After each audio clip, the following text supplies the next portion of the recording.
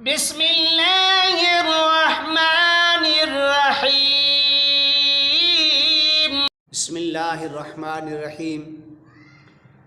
आज मैं आपके सामने कैद से रिहाई के लिए वजीफ़ा बयान कर रहा हूँ।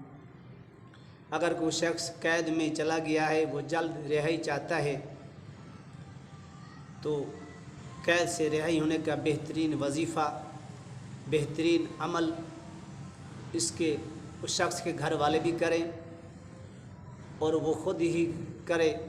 अल्लाह के फजल व करम से चंद दिन नहीं गुजरेंगे तो कैद से रिहाई पाकर घर वापस आ जाएगा। और बेहतरीन अमल है, लाजवाब अमल है, आप इसको करके देखें। रोज़ाना आपने अव्वल व आखिर दुरूशी पढ़ना है। 3 बार पढ़ने आपकी मर्ज़ी है, 4 बार पढ़ने आपकी मर्ज़ी है, 5 बार पढ़ने आपकी मर्ज़ी है, 7 बार पढ़ने आपकी मर्ज़ी है, 11 बार पढ़ने आपकी मर्ज़ी है। जितना दुरूशी पढ़ेंगे उतना फ़ायदा होगा।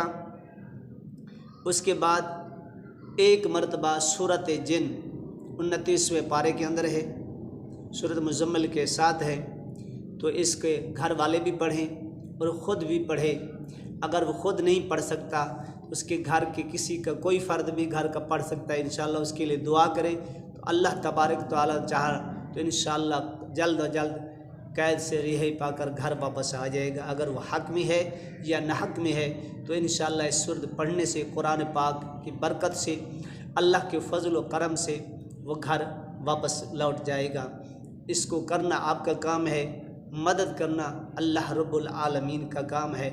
आप इसको पढ़ के देखें, आज़मा के देखें और बेहतरीन कुरान पे यकीन होना चाहिए।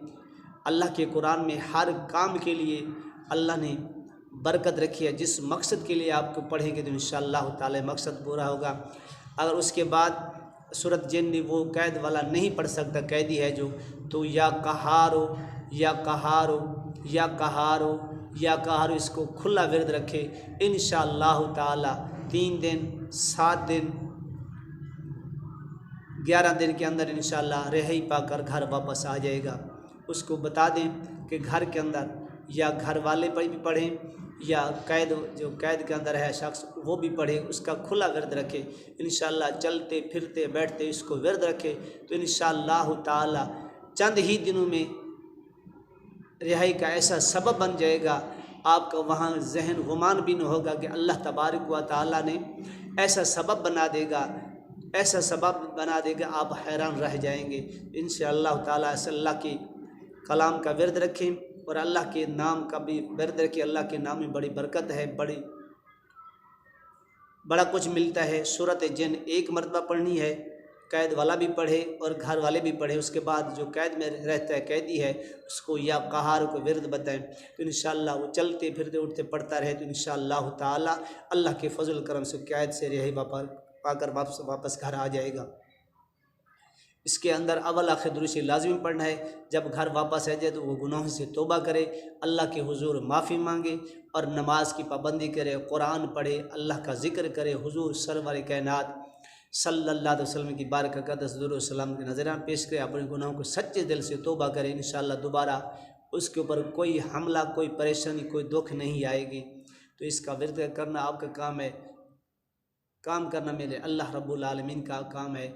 अगर ये वीडियो पसंद आई है आगे भी शेयर करें, दुखी इंसानी के लिए काम आ जाएगी और आपके लिए सदका जारे बन जाएगा। मेरे लिए दुआ करना और हुजूर की सारी उम्मत के लिए, वालिदैन के लिए, उस्तादों के लिए दुआ करना। और ये वीडियो पसंद है तो मेरे चैनल को सब्सक्राइब ज़रूर कर लिया करें, जो कि आने वाली वीडियो आपके बाद पहुँच जाए। अल्लाह तबारक व तआला आपका हामी व नासिर हो। व आखिर दावाना अल्हम्दुलिल्लाहि रब्बिल आलमीन।